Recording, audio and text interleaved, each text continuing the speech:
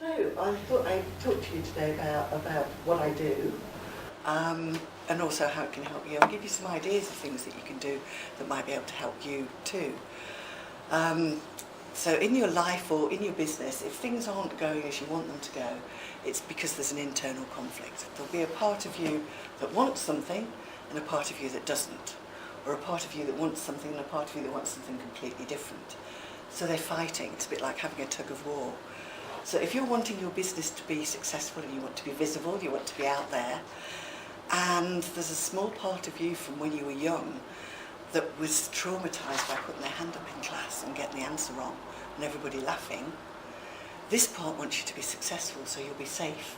You'll have money coming in, you'll have a roof over your head, you can feed your kids. This part's going, it's really dangerous to be seen. Can you imagine that conflict? Because then when you're out there trying to sell your business, when you're trying to do the things that you're wanting to do, this part is going to be going, no, don't do it, don't do it. And it will be sabotaging you.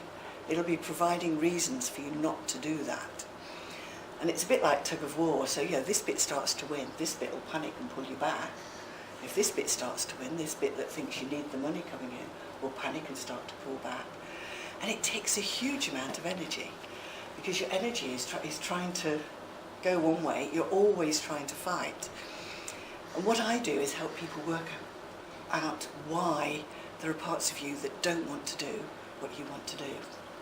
And I help you discover those little bits that don't make sense, I have to say. Usually it's not logical, because the decisions you made are usually in the first 4 years of life. So you can make a decision at 2 years old, I'm never going to feel that again.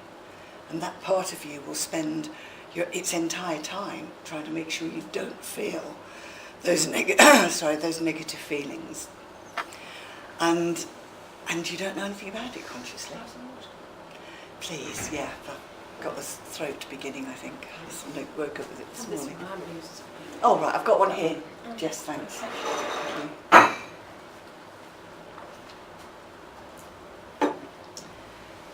And you'll pick up things from the people around you. So if your parents have certain beliefs, they don't even have to tell you what they are. They live their life to those beliefs. And as a small child, you're trying to make sense of the world. You see what they're doing, so you do it too, because you think that's the rule. Because as children, you're always trying to find the rule that you can follow that will keep you safe.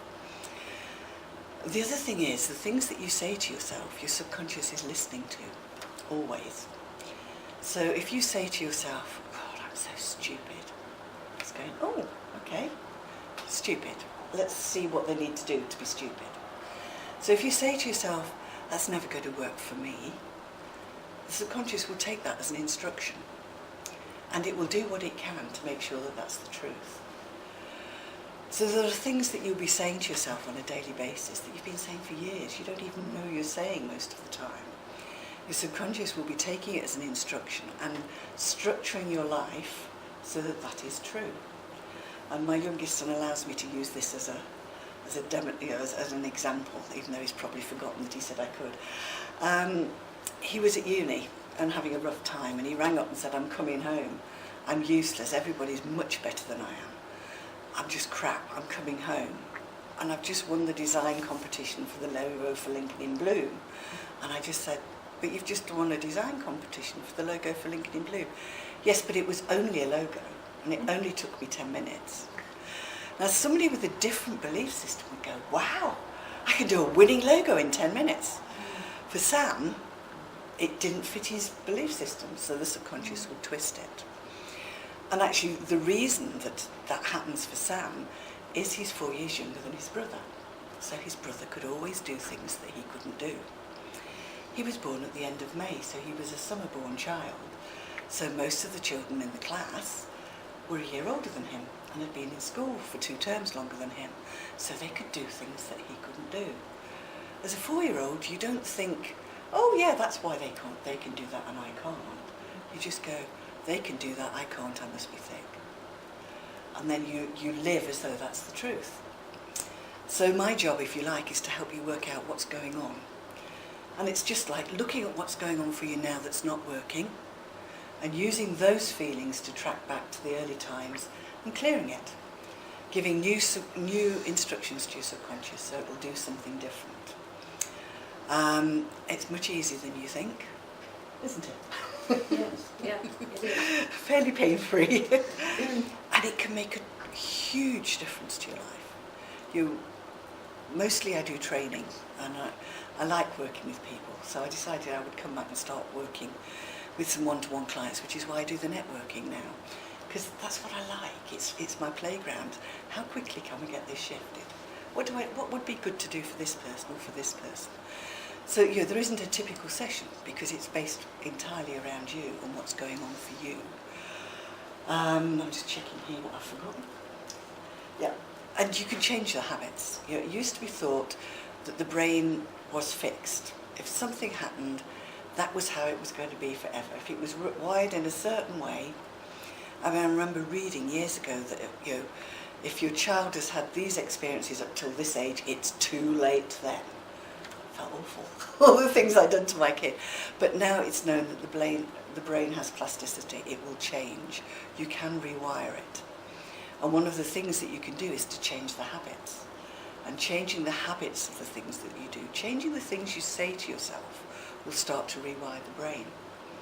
So a simple way of doing that is to listen to what you say, and then to say the opposite. So if you hear yourself saying, I'm stupid, you could just try saying, aren't I smart that I noticed I was saying that? And the bit that's expecting you to say the old thing, really? Okay, so new information. Start thinking about this. Look for new information out there to see what the truth is. Because the subconscious does not look out there to see whether what it believes is real or not. So you can practice doing that. Wouldn't it be wonderful is great.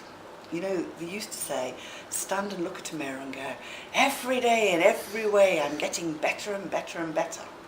Positive affirmations, if you say it often enough, your subconscious will believe it. In 95% of the cases, when you say that, there is a small voice in the back of your head going, who do you think you're kidding? And that's the affirmation. That's the bit that counts. So every day, in every way, you're looking in the mirror going, I'd like this to be true, but it's not. So one of the things you can do is, wouldn't it be wonderful if this was the truth? Wouldn't it be wonderful if I could be safely successful? Wouldn't it be wonderful if I found writing newsletters really easy? Wouldn't it be wonderful if I loved standing up at networking meetings? Because you're dealing with the rebel. We all have a rebel part who fights back. And if you're going, I can easily earn 100,000 a year, the rebel will be going, no you can't. If you say, wouldn't it be wonderful if I earned 100,000 a year, it has nothing to fight back to. Because the truth is, it would be wonderful. And so it starts to soften the edges. What you're aiming to do is to take the blinkers off. It's not black or white, you're wanting to look at all the different options out there.